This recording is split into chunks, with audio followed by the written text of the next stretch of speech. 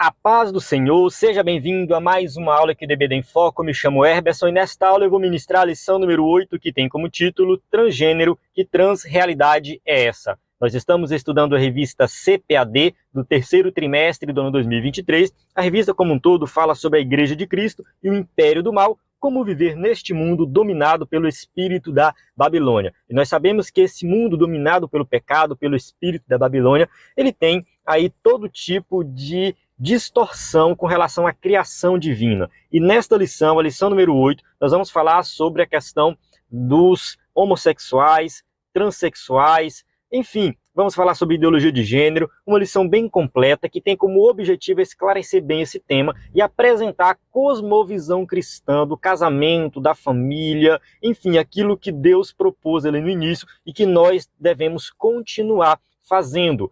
Ou seja, nós vamos apresentar a visão bíblica, a visão de Deus com relação à sexualidade, a casamento, criação de filhos. É nesse sentido, né, a família, que é a célula máter da sociedade. Então, assim, esse tema é um tema delicado, é um tema que está meio que na moda, o pessoal está falando bastante. Recentemente, tivemos aí no meio evangélico duas polêmicas, né, envolvendo o André Valadão. Ele pregou duas mensagens falando da comunidade LGBT, e em uma de suas mensagens, a segunda mensagem, tem um trecho que realmente é muito polêmico, um trecho que, mesmo colocando dentro do contexto, ele passa a ideia ali de que os cristãos devem cometer algum tipo de ato violento contra a comunidade LGBT. É claro que algumas pessoas podem discordar disso. O próprio André Valadão depois fez um vídeo pedindo desculpas, dizendo que não foi aquilo que ele quis dizer.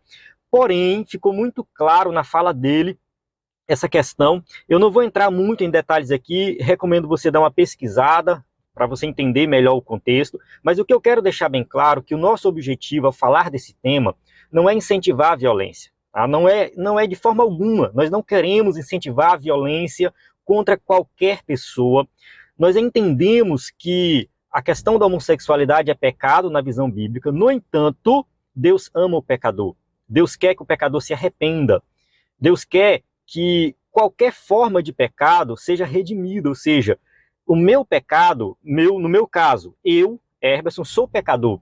Estava caminhando para o inferno e encontrei Cristo. Jesus me salvou e me transformou. O meu pecado não era melhor e nem pior do que o pecado de um homossexual. A gente tem que deixar bem claro porque muitos cristãos hoje tratam desse tema colocando a homossexualidade como um pecado muito mais grave. Mas assim, eu defendo a ideia que do ponto de vista divino, uma mentirinha é suficiente para fazer qualquer pessoa passar a eternidade no inferno. Então não existe essa de que o pecado A é pior do que o pecado B. Não, pecado é pecado e ponto final. Nós vamos tratar aqui de pecado como algo que condena o ser humano e que Cristo pode redimir de qualquer pecado. E nós, como crentes, que fomos alcançados pela graça, redimidos dos nossos pecados, seja qual for, não quero saber qual foi o seu pecado, nós temos o papel de apresentar o evangelho a todas as pessoas de maneira igual. Então, assim, nós vamos apresentar aqui a visão bíblica da família, como eu já falei anteriormente, e mostrar que tudo o que tem acontecido na sociedade, hoje, de corrupção relacionada ao pecado, a gente já falou aqui de machismo, feminismo, também tudo isso é pecado, tudo isso pode mudar, ser transformado através da pregação do evangelho. Então é uma lição que visa esclarecer algumas coisas para os crentes, porque nós precisamos entender a comunidade LGBT, tá bom? A gente precisa entender quem é essa comunidade, quem pertence à comunidade, o que eles estão sentindo, o que eles estão passando, o que significa ser gay, o que significa ser lésbica, travesti, transexual, enfim, tem vários termos que a gente precisa entender, tá? A gente precisa realmente compreender e aqui nessa lição nós temos o objetivo de apresentar todos esses termos, entender melhor esses termos para que nós possamos saber, de fato, abordar esse tema. Então nós vamos aqui passar por cada tópico e subtópico da lição, vamos falar aqui no primeiro tópico, compreendendo aí o pensamento da transgeneridade, vamos falar um pouco da ideologia de gênero aqui nesse tópico. No segundo tópico, reafirmando a visão bíblica de gênero, e no terceiro tópico, efeitos da ideologia de gênero, ou seja, quais são as consequências, os efeitos disso na sociedade. Então, mais uma vez, ressaltando que aqui é a visão bíblica, cosmovisão bíblica, que alguém por aí pode discordar, tem todo o direito de discordar, Da mesma forma que nós também temos o direito de discordar do que acontece no mundo. Então, essa aqui é a questão de posicionamento religioso, bíblico, baseado naquilo que a gente crê. Sem ser preconceituoso, sem incentivar a violência, a gente procura apresentar aqui de forma clara e objetiva o tema, né, dentro das Escrituras. Vamos lá. Essa aula vai ser ministrada com slide em PowerPoint, que você pode usar na sua igreja, slide 100% baseado na revista, com imagem de qualidade, vem pronto para ser usado. Tá? Você com o slide pronto tem muito mais tempo para estudar. Então você vai pegar o slide, ministrar a aula, estudar, se aprofundar no tema. Nós temos mais de 750 slides que você pode baixar todos no site dbdenfoco.com.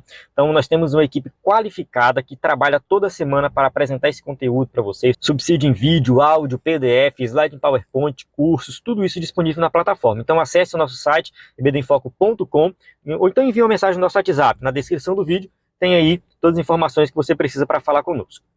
Vamos lá, o textual diz assim: portanto, deixará o varão, o seu pai e a sua mãe, e apegar-se à sua mulher, e serão ambos uma carne. Gênesis 2, 24. Então a gente tem aqui a origem da família, a origem do casamento. Deus está falando assim: o homem vai deixar a sua família, o seu pai e a sua mãe, e vai iniciar uma nova família. Ele vai apegar-se à sua mulher. Ali ele vai ter filhos, vai gerar filhos, seus filhos vão sair de casa, e assim a humanidade vai continuar, vai desenvolver, vai crescer, vai cumprir o propósito divino. Verdade prática: a sexualidade bíblica é heterossexual, biologicamente definida conforme o sexo divinamente criado. Então a gente vai falar desses dois temas, a questão da sexualidade e a questão também de gênero. A gente vai entrar nesses dois temas aqui. A gente vai ver que são temas diferentes, tratados de maneira diferente pela comunidade LGBT. Então, sexualidade para eles é uma coisa e gênero para eles é outra coisa totalmente diferente. Mas nós vamos mostrar aqui que, de acordo com as Escrituras e de acordo com a ciência, gênero e sexualidade estão entrelaçados, é junto. Isso foi a maneira que Deus criou o ser humano. Vamos avançar aqui, leitura bíblica em classe, se encontra em Gênesis 2, 7, depois 18 a 25, passagem que mostra aí a questão da criação original aí de Deus. A gente vai citar essa passagem durante a aula. Introdução, vamos lá. Biblicamente, os seres humanos possuem um sexo biologicamente determinado de conformação heterossexual. Então isso está bem claro nas Escrituras, bem claro que Deus criou homem e mulher, macho e fêmea. No entanto, a desconstrução dos valores e a revolução sexual apresentam novas formas de sexualidade, dentre elas a transgeneridade. Então a gente sabe que o mundo vai criar um pecado novo cada dia, então, enfim, o mundo está aí num sistema que progride, entre aspas, sempre para o lado errado. E a revolução sexual, coisas que aconteceram na década de 60, 70, foi assim desencadeando em novas formas de sexualidade, e essas novas formas, elas devem ser apresentadas e tratadas como algo normal, natural do ser humano, e quem falar contra está errado. Então aqui começa o primeiro problema: a gente não pode se posicionar contra. Então, assim, aqui surge um debate muito forte, porque é questão de visão. Nós temos uma visão, uma cosmovisão bíblica, diferente da cosmovisão do mundo.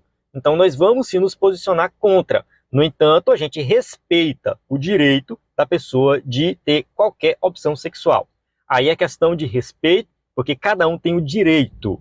No entanto, nós não somos obrigados a concordar. Nesta lição, veremos as características desse fenômeno, a visão bíblica de sexo, gênero e os efeitos da ideologia transgênero. Então, o objetivo dessa lição é apresentar aqui esse fenômeno de maneira geral, mostrar o que a Bíblia diz sobre isso, sobre a questão do sexo e de gênero, e falar dos efeitos, ou seja, quais são as consequências de tudo isso, dessa ideologia, para a sociedade atual. Nosso objetivo é reafirmar a vontade de Deus quanto ao ser humano viver de maneira coerente com o propósito divino por meio de seu sexo biológico. Então, assim, Deus criou macho e fêmea. O sexo biológico foi muito bem definido.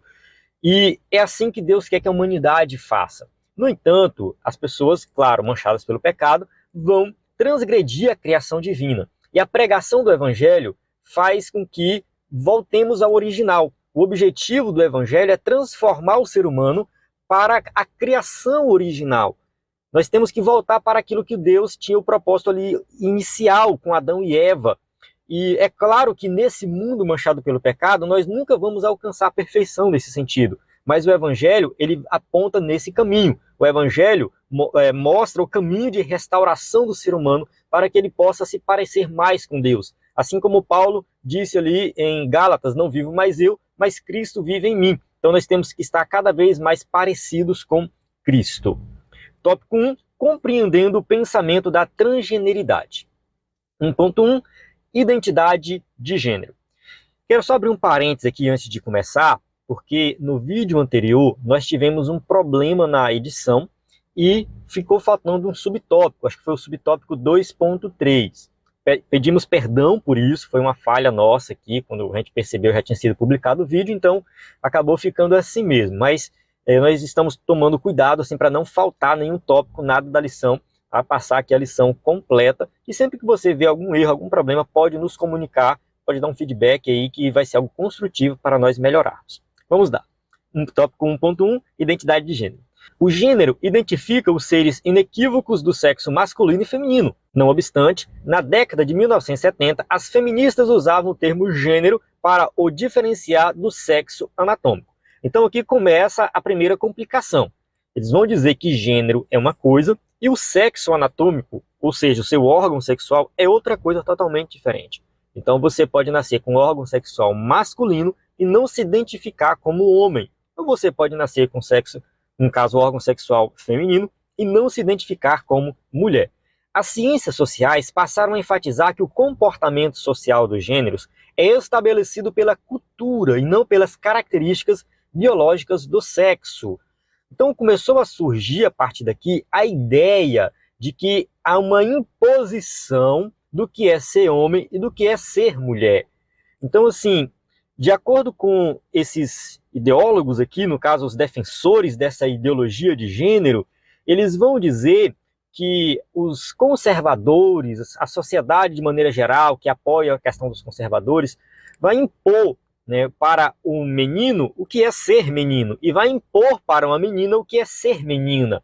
Daí vem aquela frase de Simone de Beauvoir, não se nasce mulher, torna-se mulher. Então, segundo ela, né, uma mulher ela é formada a partir de uma imposição da sociedade.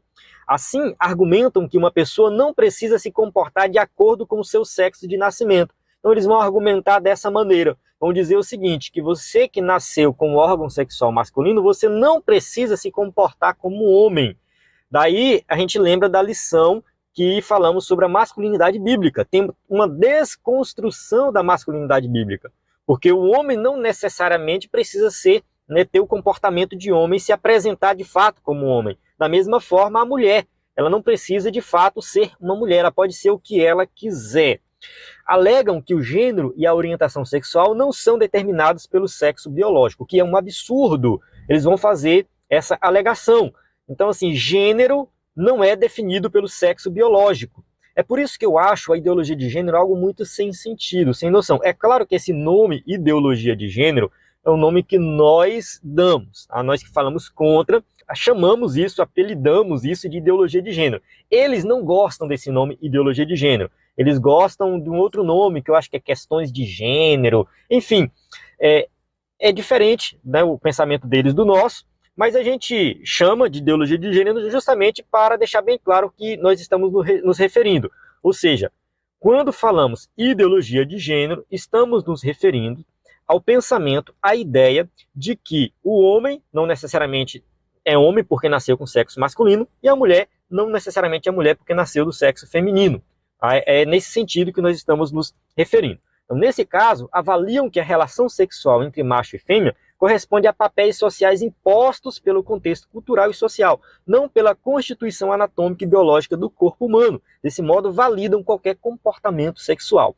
Aqui a gente tem que pontuar uma coisa que é assim, de acordo com os defensores dessa questão de gênero, eles vão dizer o seguinte, uma pessoa que nasce com órgão sexual feminino, ela pode se identificar como homem. Ela pode falar, não, eu sou homem, eu nasci no corpo errado, eu não sou mulher, eu sou homem.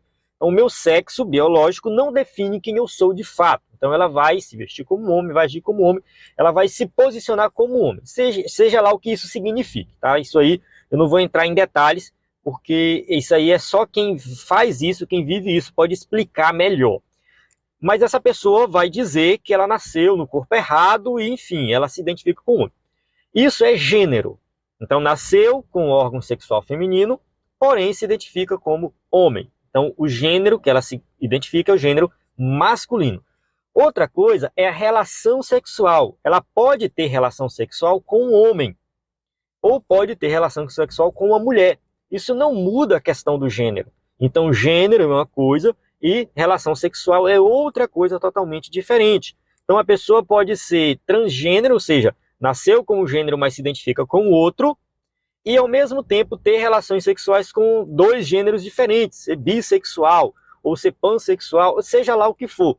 Entende? Então é bem complexo, é muito mais complexo do que a gente pode imaginar. Então sempre que eu toco nesse tema, eu gosto de fazer essa explicação para que você possa compreender, né, entender que uma coisa é a opção sexual da pessoa, a outra coisa totalmente diferente é a questão do gênero que a pessoa se identifica.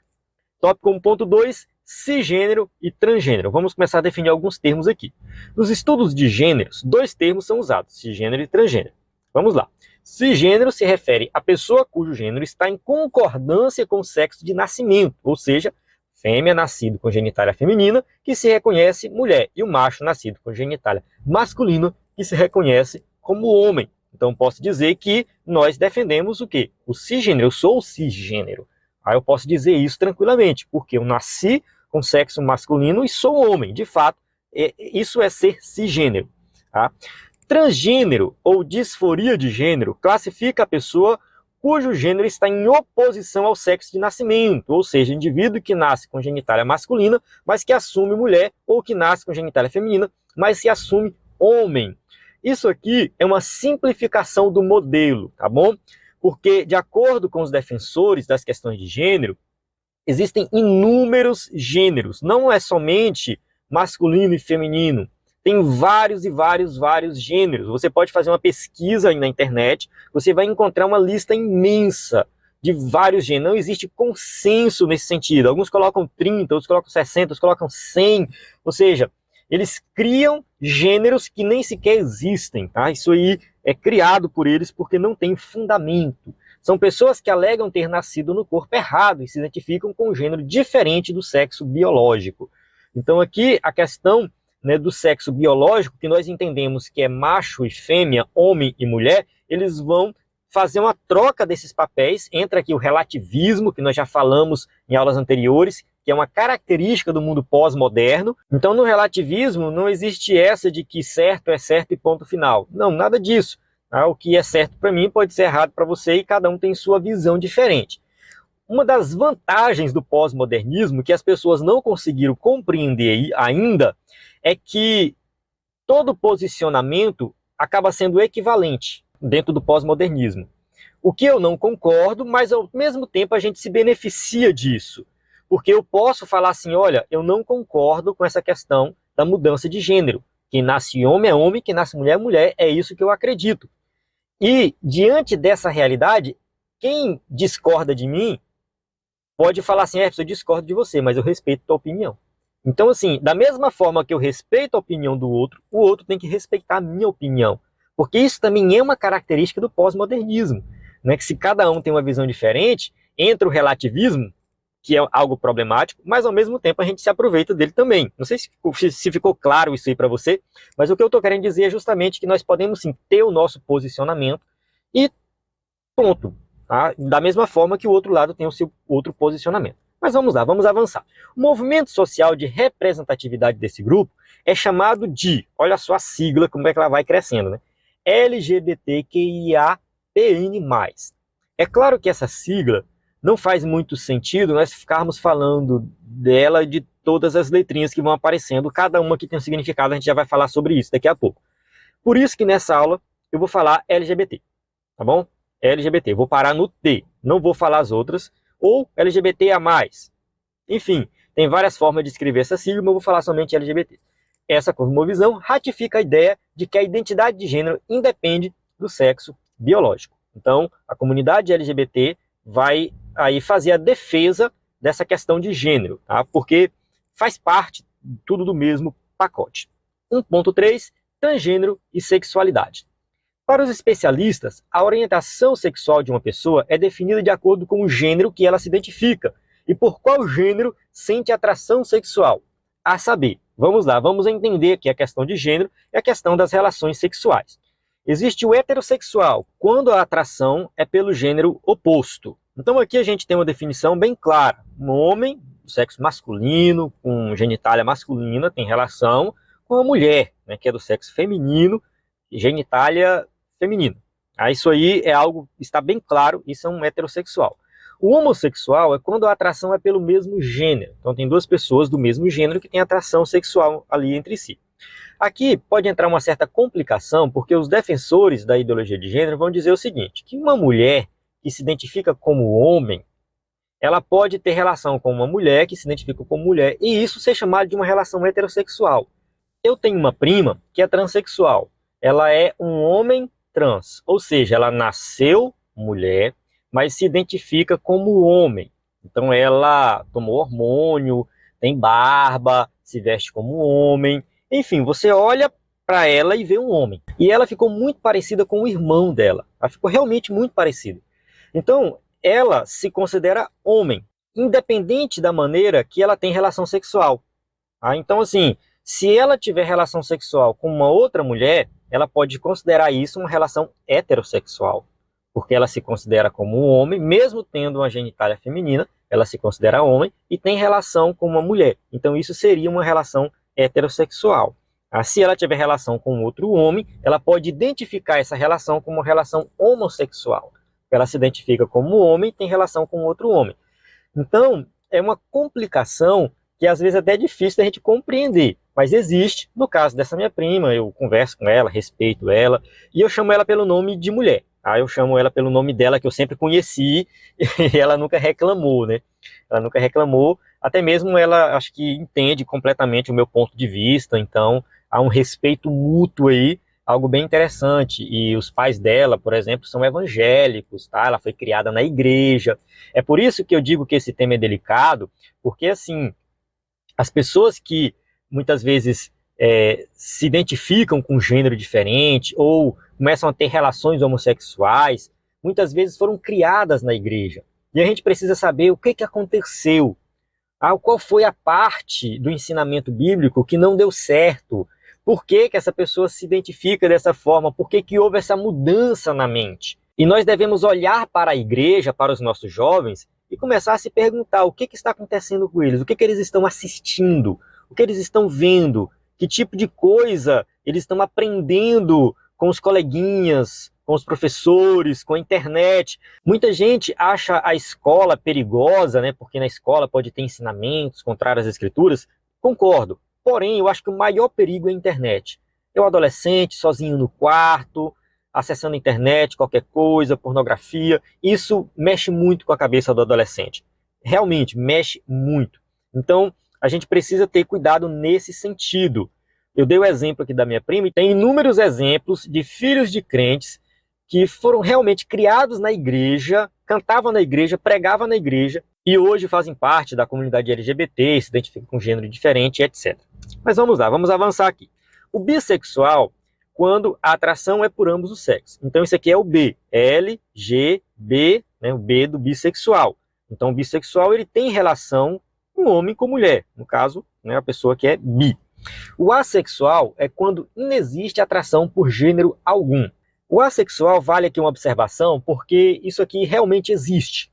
Isso aqui não é uma invenção. O assexual é uma definição dada, no caso, para aquela pessoa que não tem atração sexual. A Bíblia chama de eunuco. Jesus fala sobre isso, e isso aqui pode acontecer dentro da igreja. Um homem ou uma mulher que não consegue ter atração sexual, ela não consegue sentir desejo sexual, ela não consegue se sentir atraído por um homem ou por uma mulher. Então, essa pessoa, o recomendado, de acordo com as escrituras, é que ela não se case. Não se case, porque isso vai ser problemático lá na frente. É claro que se ela se casar, ela vai ter que deixar bem claro para o seu cônjuge a sua situação. Olha, eu não tenho desejo sexual, então vai ser difícil nessa área. Tem que ficar bem claro. O Fantástico fez uma reportagem sobre isso há um tempo atrás. Eu achei bem interessante a reportagem, tá? Apesar de que o Fantástico é muito ideológico e tudo mais, mas eu achei bem interessante porque mostrou uma realidade que muitas vezes a gente nega na igreja. A pessoa está na igreja lá, solteiro há 20, 30 anos, e aí todo mundo fica criticando, né? Porque você não vai casar, não vai casar, não vai casar. Talvez essa pessoa não tem atração sexual, não tem vontade de se casar, e o casamento para ela vai ser uma prisão, vai ser uma coisa ruim, vai ser problemático. Então é muito melhor ela ficar solteira. Porque se a pessoa consegue ficar solteira e não pecar nessa área sexual, tá tudo bem, tá tudo tranquilo. Tudo tranquilo, não tem problema nenhum. Então, apesar do assexual fazer parte dessa comunidade, entra na sigla, né, LGBTQIA+, né, entre o A ali, o A e do assexual. Então, isso não é algo problemático dizer que é pecado. Não é pecado, tá bom? Fique isso bem claro. Pansexual, quando a atração não depende do gênero. Isso aqui já é algo bem complicado de definir. Então é aquela pessoa que, caso tenha atração, mas não tá nem aí se é para um gênero ou para outro. Parece um pouco com bissexual, tá? Além dessas categorias, existem pessoas que se denominam não binárias, que não se encaixam em nenhum gênero, nem masculino, nem feminino. Então que fique bem claro isso aqui, as pessoas não binárias são pessoas que realmente falam assim, olha, eu não tenho identificação de gênero, e como que essa pessoa se relaciona e tudo mais, isso é outra história. Mas enfim, vamos lá. Desse modo, como nessa ideologia não há conexão entre sexo biológico e gênero, uma pessoa que se identifica como transgênero transita livremente em todo tipo de relação sexual. Então isso aqui tem muito a ver com a questão dos pecados sexuais. Porque assim, nós sabemos que o sexo é algo bom, maravilhoso, uma bênção de Deus, mas tem que ser feito da forma correta.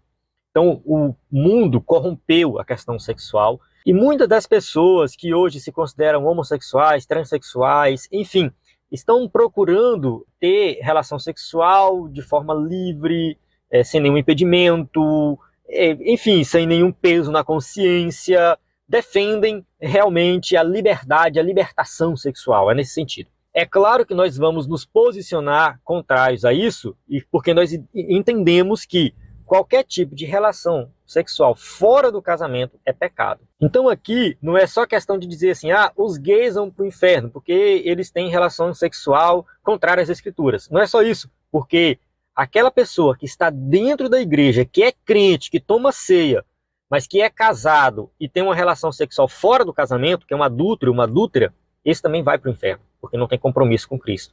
Está pecando também, demonstrando, não somente por causa desse pecado, mas é uma demonstração do seu estado de pecador que não foi transformado pelo Evangelho.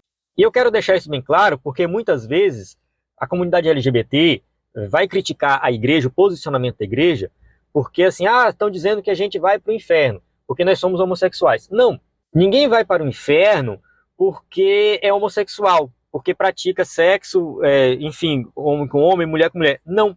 Aí você pode falar, não, como assim? A pessoa não vai para o inferno porque ela é homossexual? Não. Todo mundo que vai para o inferno vai porque nasceu numa natureza pecaminosa, porque cometeu vários pecados na sua vida, porque vive longe de Deus, afastado de Deus. E a restauração vem através do Evangelho de Jesus Cristo. É isso. Entende?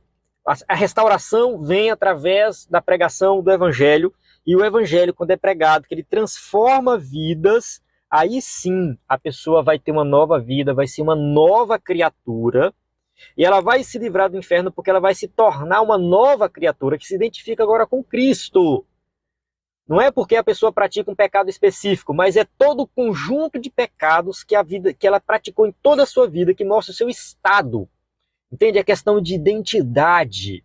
O ímpio, ele vive num estado de pecado que condena ele, seja ele homossexual ou não. Pode ser religioso, vai na igreja, mas se não foi transformado pelo poder do Evangelho, está condenado.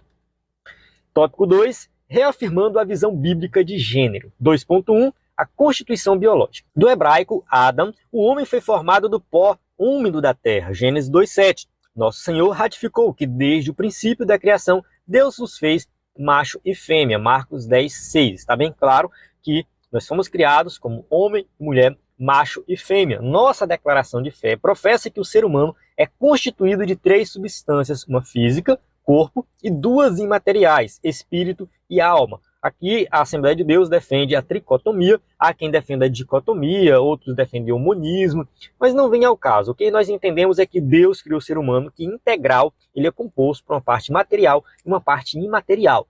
Desse modo, o corpo físico é invólucro das partes imateriais, Gênesis 35:18, diz assim, ó, e aconteceu que, saindo-se-lhe a alma, porque morreu, chamou o seu nome Benoni, mas seu pai o chamou Benjamim. Esse versículo fala da morte de Raquel, porque assim, quando ela morreu, saiu o quê? O fôlego de vida, saiu a alma, saiu a parte imaterial. Então, o gênero desse corpo é definido pelo sexo de criação geneticamente determinado, homem ou mulher. Gênesis 1:27, e criou Deus o homem à sua imagem, a imagem de Deus o criou, macho e fêmea os criou. Então está bem claro nas Escrituras, de acordo com a cosmovisão bíblica, Deus criou homem e mulher, macho e fêmea. Nesse caso, o sexo e o gênero estão relacionados com as características orgânicas do corpo e dos órgãos genitais. Significa que na criação divina, os cromossomos sexuais XY determinam o sexo masculino, macho, e os XX determinam o sexo feminino, fêmea. Então está muito bem definido desde a concepção quem é homem e quem é mulher. XX, mulher, XY, homem. 2.2, a constituição moral. O homem foi criado, dentre outros aspectos, à imagem e semelhança moral de Deus. Então, o ser humano ele foi criado diferente dos outros animais. Ele foi criado à imagem e semelhança do Criador. Entretanto, o pecado corrompeu a moralidade do gênero humano. Gênesis capítulo 6, versículo 5, diz assim, ó, e viu o Senhor que a maldade do homem se multiplicara sobre a terra e que toda a imaginação dos pensamentos de seu coração era só má continuamente. Isso aqui não foi somente antes do dilúvio. Depois do dilúvio continuou. Depois do dilúvio, o coração do ser humano continuou mal, o seu pensamento continuou mal. Enfim, nós não temos nada de bom. Quando a gente vai ler ali Romanos capítulo 3, versículo 10, o apóstolo Paulo começa a descrever a situação da humanidade. Não há nenhum justo sequer, não há ninguém que faça o bem. Todos se extraviaram, pecaram e se afastaram de Deus. Ou seja, a conclusão de Paulo, no final, lá no versículo 23, é que todos pecaram e destituídos estão da glória de Deus. Então o pecado corrompeu a moralidade do ser humano. O ser humano se corrompeu de maneira assim que ele se afastou por completo de Deus. E a partir daí, todo tipo de imoralidade surgiu no coração e na mente do ser humano. Por isso, no plano divino, os crentes precisam ser renovados segundo a semelhança moral original. Algo que eu já comentei anteriormente aqui nessa aula. Quando nós fomos chamados para o Evangelho, fomos chamados para sermos parecidos com Cristo. Nós temos que ser renovados segundo a semelhança moral inicial. Voltar para o início, para o propósito inicial de Deus. Colossenses 3:10. E vos vestistes do novo, que se renova para o conhecimento, segundo a imagem daquele que o criou. Então, assim, nós temos que nos posicionar como nova criatura, porque realmente nós fomos transformados, mudados. Então, ser salvo é isso. Ser salvo é ter o ser mudado. A sua identidade muda. Você muda por completo. Não é porque você abandonou o pecado A ou o pecado B. É claro que o pecado deve ser abandonado. Porém, nós estamos falando de uma mudança completa, plena, integral no ser humano. Uma mudança geral. Porque agora o ser humano, transformado pelo Evangelho, alcançado pela graça, ele vai reconhecer o seu Criador. Ele vai adorar a Deus. Ele vai buscar a Deus. Ele vai procurar ser fiel a Deus. Vai procurar viver uma vida de santidade. Essa renovação é obra do Espírito Santo, que opera interiormente e promove a santificação do espírito, da alma e do corpo. Então é o Espírito Santo que opera dentro do nosso coração. A transformação vem de maneira sobrenatural. A palavra de Deus, ela muda a nossa vida, transforma a nossa vida, porque o Espírito Santo atua nessa palavra. E ele vai mudar o nosso coração, a nossa mente. Assim, aos salvos, a Escritura diz: não reine, portanto, o pecado em vosso corpo mortal. Desse modo, as práticas sexuais ilícitas são proibidas. Mas não é a questão de ser proibida porque tem uma lei que diz que não pode fazer. Não. É porque agora nós temos o Espírito dentro de nós. O Espírito, ele mostra o que é certo e o que é errado. Entende? O pecado não vai reinar mais no nosso corpo mortal porque nós somos transformados e somos agora uma nova criatura. Então não faz sentido agora eu viver na prática do pecado se eu fui transformado. Entende? Não faz o menor sentido. Eu tenho que abandonar todos os pecados, porque agora eu sou uma nova criatura. A Bíblia ensina que a imoralidade sexual afronta o corpo, que é templo e morada do Espírito Santo. Vamos ler aqui 1 Coríntios 6, 18 a 20. Fugir da prostituição. Todo pecado que o homem comete é fora do corpo, mas o que se prostitui peca contra o seu próprio corpo. Ou não sabeis que o nosso corpo é o templo do Espírito Santo, que habita em vós, proveniente de Deus, e que não sois de vós mesmos, porque fostes comprados por bom preço. Glorificai, pois, a Deus no vosso corpo e no vosso espírito, os quais pertencem a Deus. Eu gosto muito dessa passagem que fala assim, não sois de vós mesmos, ou seja, eu não sou de mim mesmo, eu não pertenço a mim mesmo. Na próxima lição, nós vamos falar sobre uma visão bíblica do corpo. A gente vai se aprofundar um pouco mais sobre isso. Aquela frase, né, das feministas, meu corpo, minhas regras, isso é totalmente antibíblico. É uma defesa que querem fazer do aborto. Enfim, defesa também da questão da imoralidade sexual. A gente tem que entender que o corpo pertence a Deus. Só que o ímpio não entende isso. Quem entende é o salvo. Uma vez salvo em Cristo Jesus, nós temos que viver uma vida transformada. E o nosso corpo é dedicado a Deus. Então, o homossexual que se arrepende de seus pecados e quer servir a Cristo, ele vai abandonar os seus pecados, ele vai abandonar suas práticas pecaminosas e vai viver uma vida diferenciada, dedicando o seu corpo a Deus. Vai ter tentações nessa área? Com certeza vai ter tentações. Assim como uma pessoa que é heterossexual e acostumado com relações sexuais hétero, vai ter tentações também na área sexual. Então, isso é comum. Ter tentação na área sexual, porém nós temos que lutar contra o pecado para viver uma vida de santidade em Deus. 2.3. A constituição da sexualidade. Ao criar o ser humano, macho e fêmea, Deus também instituiu a sexualidade. Olha só, Gênesis 1:28. E Deus os abençoou e Deus lhes disse, frutificai e multiplicai-vos, enchei a terra e sujeitai-a, e dominai sobre os peixes do mar, sobre as aves dos céus, sobre todo animal que se move sobre a terra. Então Deus criou o ser humano com órgão sexual, no caso, o homem, órgão sexual masculino, mulher, órgão sexual feminino, e falou assim, tenho filhos. Inclusive, existe a possibilidade de algum dos filhos de Adão e Eva ter nascido antes da queda. A Bíblia não diz isso, tá bom? Isso aqui é especulação, é uma possibilidade. Não é que teve, não estou afirmando que teve. Que fique bem claro, existiu essa possibilidade, porque Deus falou para eles frutificar e multiplicar antes da queda, antes do pecado.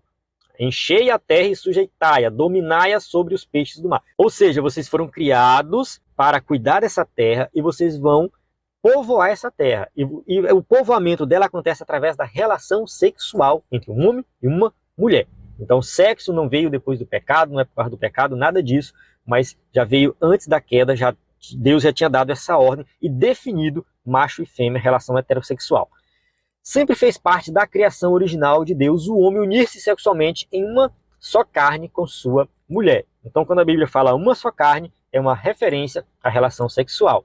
Ao abordar o tema, o Senhor Jesus associou a anatomia do sexo com o propósito divino da sexualidade e da reprodução. Vocês dois, homem e mulher, vão se complementar, porque o homem sozinho não pode ter filhos, a mulher sozinha não pode ter filhos, então serão vocês dois juntos. Algo que a gente também já falou na aula anterior. Então, o propósito divino da sexualidade, além de recreação, é também procriação. Tá? Tem muita gente que acha que o sexo é somente para reprodução, para procriação, mas, de acordo com a Bíblia, não é isso. Tá? A Bíblia deixa bem claro que o homem e a mulher, eles vão também usar o sexo como uma forma de sentir prazer, de se divertir. Tá? É a que a gente chama de recreação. Mas vamos lá. O relacionamento sexual, conforme idealizado pelo Criador, prevê uma satisfação completa entre homem e mulher na busca da realização conjugal e na procriação da espécie. Então, o relacionamento sexual ajuda no relacionamento entre marido e mulher, no casamento como um todo. Quando o casamento vai mal, pode ter certeza que a vida sexual deles vai mal também. Tá? Quando o casamento vai bem, pode observar que a vida sexual vai bem. Casamento não é somente sexo, mas falta de sexo no casamento já é problemático. Tá? Muito problemático mesmo. Vamos lá, o que diz Eclesiastes 9:9. Goza a vida com a mulher que amas, todos os dias de vida da tua vaidade, os quais Deus te deu debaixo do sol, todos os dias da tua vaidade, porque esta é a tua porção nesta vida, e do teu trabalho que tu fizeste debaixo do sol. Então o escritor de Eclesiastes aqui vai deixar bem claro que você que quer agradar a Deus e quer curtir bem a criação que Deus te deu, vai aproveitar com sua mulher. E da mesma forma, mulher, aproveite com o seu marido. Vocês dois têm um ao outro. Então vai lá, aproveite, entende? Essa é a tua porção, ou seja, é as bênçãos de Deus para a tua vida aqui nessa terra. Já pensou você ficar casado a vida inteira brigando e nunca vai bem na cama, não tem relação sexual direito, aquela confusão, aqueles casais que só ficam casados porque tem filho. Não, a gente já está casado porque tem um filho. Irmão, isso não é ser feliz, não. Tem que consertar isso aí. Tá? Tem que converse com o pastor, com o especialista, dá um jeito, conserte isso aí, porque senão você não vai estar aproveitando. Qual é a tua porção nessa vida se você não aproveitar essa parte aí do sexo, né, que você tem que aproveitar dentro do casamento, é claro, né? Dentro do casamento a gente está falando. Então, a união monogâmica e heterossexual configura o modelo bíblico de sexualidade. 1 Coríntios 7, 3 e 4. O marido pague à mulher a devida benevolência, e da mesma sorte a mulher ao marido. A mulher não tem poder sobre o seu próprio corpo, mas tendo o marido. E também, da mesma maneira, o marido não tem poder sobre o seu próprio corpo, mas tendo a mulher. Então aqui está bem claro que o casal, no caso casado, sob as bênçãos de Deus, entre quatro paredes, pertence um ao outro. Ali eles vão aproveitar, vão curtir e vão seguir a orientação de Eclesiastes 9:9. Está bem claro que a gente leu aqui. Desse modo, no plano divino, o sexo, o gênero e a sexualidade não são meros estereótipos de construção social, mas estão biologicamente constituídos, intimamente relacionados. Então não faz sentido ficar fazendo distinção de gênero e tal. Não faz sentido. Foi constituído por Deus. Isso não é uma imposição social, não é uma construção social, nada disso. Foi constituído por Deus. Faz parte da biologia, faz parte da criação divina. Tópico 3, efeitos da ideologia transgênero. 3.1, depreciação da heterossexualidade. Então vamos avançar aqui para entender melhor esse tema.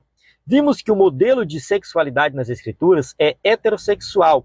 Marcos 10, versículo 7. Por isso deixará o homem a seu pai e a sua mãe e unir-se-á à sua mulher. Então está bem claro do ponto de vista de Jesus, que o modelo de sexualidade que Deus quer é o heterossexual. No entanto, ativistas atuam na desconstrução da orientação sexual bíblica. Em 1991, o termo heteronormatividade passou a ser utilizado em depreciação da prática heterossexual. Vou avançar aqui para você entender melhor esse termo. É uma proposta de doutrinação para apresentar a crítica de que o reconhecimento da distinção biológica entre homem e mulher como dado óbvio do desenvolvimento humano e da realidade, ou seja, a heteronormatividade, que já é um termo doutrinador, é um sistema opressor e normatizador em que se obriga as pessoas a se relacionar apenas entre homem e mulher. Eu confesso que esse parágrafo ficou um pouco confuso, não sei se você achou a mesma coisa que eu, mas eu dei uma estudada, li o livro de apoio e eu entendi bem a essência aqui. É porque, assim, nós defendemos que o casamento, o modelo de Deus é um modelo heterossexual. É homem, mulher, nasceu homem, nasceu mulher, é mulher. Nós defendemos isso. Quando você tem um filho homem, você cria ele como um filho homem. Quando você tem uma filha mulher, você cria ela como uma filha mulher. Isso aí é algo que a gente faz porque a gente entende que essa é a vontade de Deus, é dessa forma que deve acontecer. Os críticos, aqueles que nos criticam, chamam isso de heteronormatividade. Ou seja, o que nós estamos praticando é essa palavra aqui, tá? Essa palavra grandona aqui. Nós estamos impondo na sociedade, impondo dos nossos filhos um gênero específico que a gente acredita ser o correto. Então, segundo eles, como está escrito aqui, ó, isso é um sistema opressor e normatizador. Daí que vem o nome heteronormatividade. Hetero, que é de heterossexual, tá? Diferente, e normatividade, que é para normatizar. Então, segundo eles, nós estamos obrigando as pessoas a se definirem como homem, como mulher, de forma a normalizar tudo isso. Então, como se fosse realmente uma obrigação. E olha, homem tem que se relacionar com mulher, mulher se relacionar com homem. Isso é imposto pela sociedade. Mas não é. A gente sabe que não é. Não faz o menor sentido isso aqui.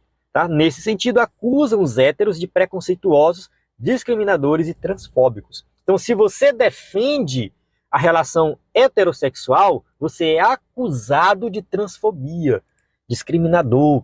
E isso aqui, a gente... É claro, nunca vai chegar num consenso, vai ter sempre essa polêmica, mas é aquele negócio. Nós defendemos o direito das pessoas de terem a opção sexual que quiser. Eu acredito que tem sim, as pessoas têm esse direito. Esses dias eu vi um irmão no grupo exaltando países que perseguem os homossexuais, que considera crime. Não, isso não pode acontecer, jamais. As pessoas têm que ter o direito de ter a opção sexual que ela quiser. Numa sociedade civil que nós vivemos, as leis devem permitir. Nós não devemos jamais apoiar qualquer tipo de lei que visa prender, matar, enfim, fazer qualquer coisa com uma pessoa que tem uma opção sexual diferente daquilo que a gente acredita ser o correto. Nós acreditamos na heterossexualidade. Porém, quem quiser praticar a homossexualidade, que fique à vontade para isso. A própria Bíblia diz que Deus os entregou, ou seja, o próprio Deus permitiu isso.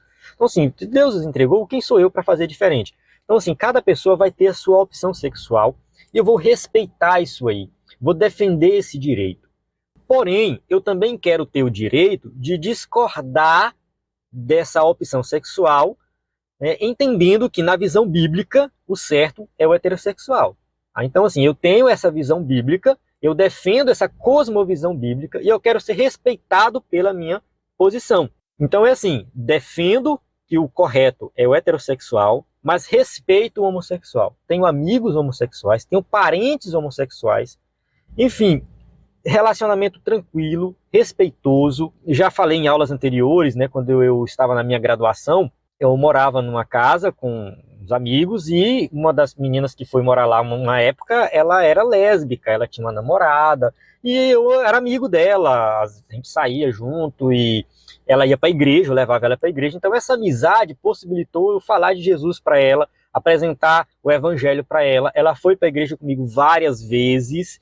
Então eu vejo dessa forma, a gente não pode tratar com preconceito. É claro que nós somos acusados de sermos preconceituosos, mas a gente tem que parar e observar se realmente essa acusação faz sentido, porque eu vejo muitos crentes preconceituosos. Discordar não é ser preconceituoso, mas tem crentes preconceituosos, eu tenho observado isso em grupos do WhatsApp de escola bíblica dominical. Aí eu tenho observado isso e isso é problemático, muito problemático.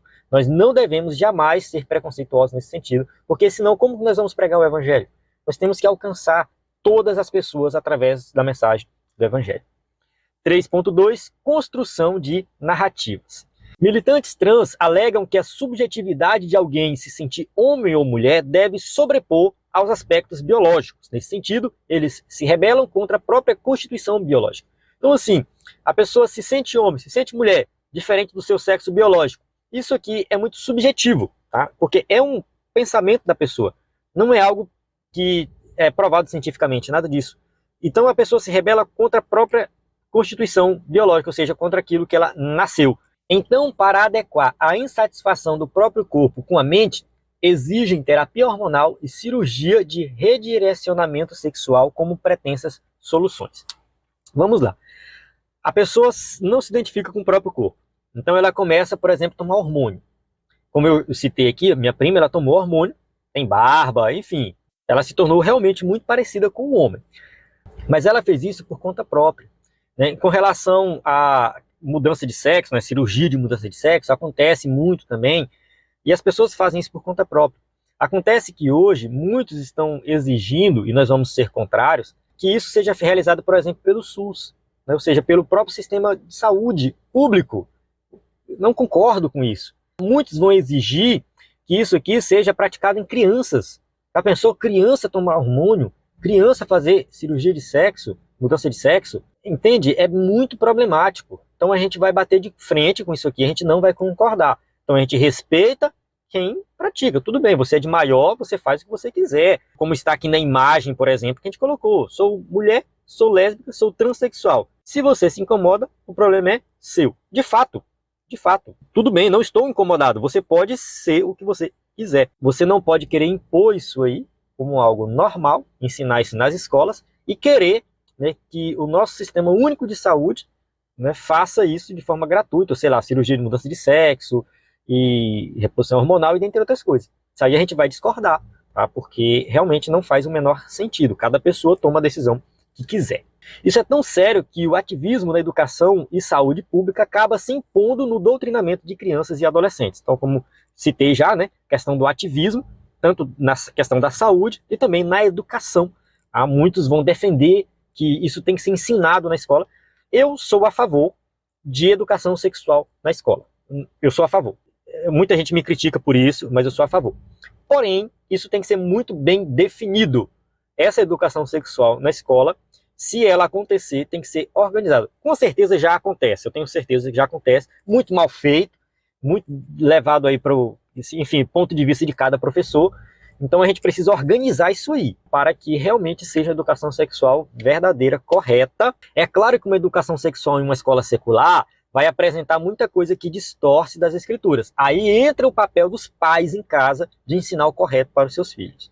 Aí eu acho que a gente precisa sim ensinar também sobre sexo dentro de casa, dentro da igreja, para que as crianças possam compreender realmente como que funcionam as coisas, como que funciona esse mundo, porque se a gente não ensinar, o mundo vai ensinar. É isso. Na busca de aceitação social, divulgam a ideia do nascimento no corpo errado. Então essa ideia é divulgada e muitas crianças começam a se perguntar.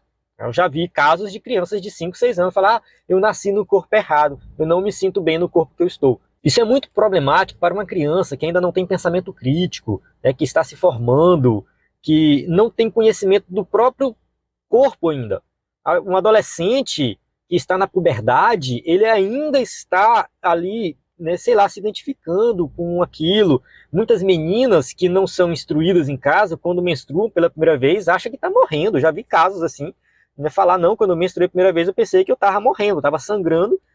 Muitos meninos que ejaculam pela primeira vez também acham que tem algum problema, não sabe o que está acontecendo. Isso é falta de ensinamento. E se a gente não ensinar o correto, vem aí o pessoal da ideologia de gênero e vai fazer esses ensinamentos errados. Você nasceu no corpo errado e tal, aquela coisa toda. Então a gente tem que ter muito cuidado. De outro lado, em 2017, a Associação de Pediatras Americanos publicou que conflitos entre mente e corpo devem ser corrigidos pelo alinhamento do gênero, mente, com o sexo anatômico, corpo, e não fazendo intervenções invasivas no corpo. Então, assim, as crianças devem ser orientadas a se identificar com o sexo que ela nasceu, não ficar na dúvida ou recorrendo a qualquer tipo de intervenção cirúrgica. Eles afirmam também que meninos não nascem com cérebro feminizado e meninas não nascem com cérebro masculinizado. Isso aqui não existe comprovação científica. Ponto. E a ideia de pessoas presas no corpo errado é uma crença ideológica que não tem base na ciência rigorosa e nem nas escrituras, nem em lugar nenhum. Essa ideia de que eu nasci no corpo errado e tudo mais, não existe base científica para isso. A pessoa, depois que ela fica de maior, se ela quiser ter esse pensamento, ela tem todo o direito de ter esse pensamento. Mas dizer que isso é comprovado cientificamente, não é. 3.3, linguagem neutra. O movimento LGBT requer a inserção de uma terminologia neutra ou não binária na linguagem. O objetivo é identificar quem não se reconhece como masculino ou feminino. Então essa mudança na linguagem é algo que eu acho muito problemático e eu acho muito estranho, tá? Eu já vi o pessoal usando isso, eu acho realmente muito estranho. Os ativistas consideram a gramática normativa como machista e elitista. Contudo, na língua portuguesa, o gênero neutro é absorvido pelo masculino. Eu não sei se você já estudou inglês ou qualquer outro idioma, mas é muito comum em outros idiomas ter o masculino, o feminino e o neutro. No caso do inglês tem o she, que é o feminino, o he, que é o masculino, que é ela, ele, e o it, que é neutro. No grego bíblico, nós temos também palavras de gênero neutro. Então isso aí é muito comum. Tá? Você não se preocupe que isso é comum nas línguas. O problema é que a língua portuguesa tem uma estrutura específica e não existe o gênero neutro na língua portuguesa. Nós damos sexo para mesa. É a mesa, não é o meso, o mesa.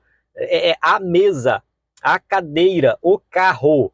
Então, carro é masculino, mesa é feminino, entende? Em alguns outros idiomas isso não acontece. Objetos inanimados não têm gênero, então tem um gênero neutro ali, um artigo que vai se referir a uma mesa, uma cadeira, qualquer outra coisa, sem dizer se é, no caso, gênero masculino ou feminino, tá? Mas isso é uma característica da língua portuguesa. Então, se a nossa língua é assim, ponto. Qual é o problema nesse sentido? O que a gente precisa mudar? Assim, o masculino é usado de modo genérico para identificar a espécie humana, homens e mulheres.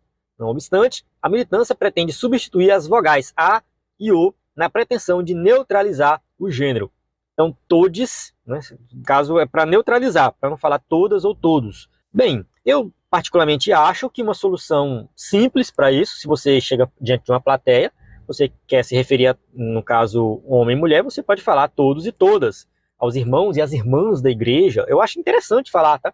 Muitas vezes a gente fala assim, a paz do Senhor aos irmãos. É claro que ali aquela fala está se referindo a todos, homens e mulheres. Mas se você quer ser um pouco mais inclusivo, fala aos irmãos e às irmãs. Não é pecado nenhum, problema nenhum falar isso na igreja, não tem problema nenhum. A questão toda aqui é que, ao adicionar, né, esse gênero neutro, eles estão querendo contemplar aquelas pessoas não binárias, aquelas pessoas que identificam com outro gênero maluco por aí, que, enfim, que eles inventam. É nesse sentido, para englobar todos os gêneros. O que eu não vejo assim lógica, particularmente não vejo nenhuma lógica nesse sentido aqui. Tá? Desse modo, a norma gramatical é desconstruída para atender à ideologia de gênero. Ou seja, vou mudar toda a gramática para atender uma ideologia que surgiu hoje, daqui a 50 anos pode ser que não exista mais. Isaías 5:21, ai dos que são sábios a seus próprios olhos e prudentes diante de si mesmos. Então aqui, para aqueles que acham que sabem mais do que os outros, né, isso aqui está bem claro que na verdade eles não sabem de nada. Tá? É uma sabedoria que é somente aos seus próprios olhos. A quem está de fora vê que realmente ele não tem nada de sabedoria. Então chegamos na nossa conclusão, vamos fazer a leitura aqui para entender melhor, né, a conclusão da lição. O sexo, o gênero e a sexualidade fazem parte da constituição anatômica e fisiológica divinamente instituída. Nas Escrituras existem apenas duas possibilidades de gênero e anatomia sexual humana, ou seja, o masculino, macho, e o feminino, fêmea, como está em Gênesis 1:27.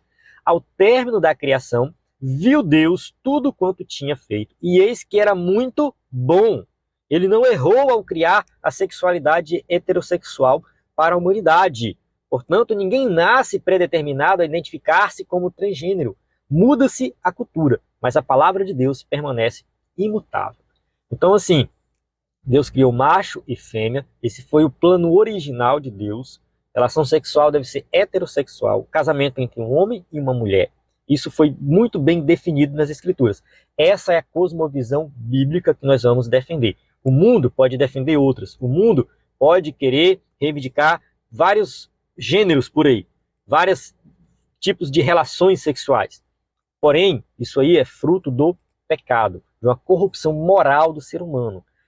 E que não vai deixar de existir. Não é uma lei humana, não é uma canetada do presidente ou uma lei votada no Congresso que vai modificar isso aí. Não adianta a gente querer achar que a política vai mudar isso aí. Não vai. O pecado vai só aumentar. O mundo vai de mal a pior. E o papel da igreja é pregar o evangelho.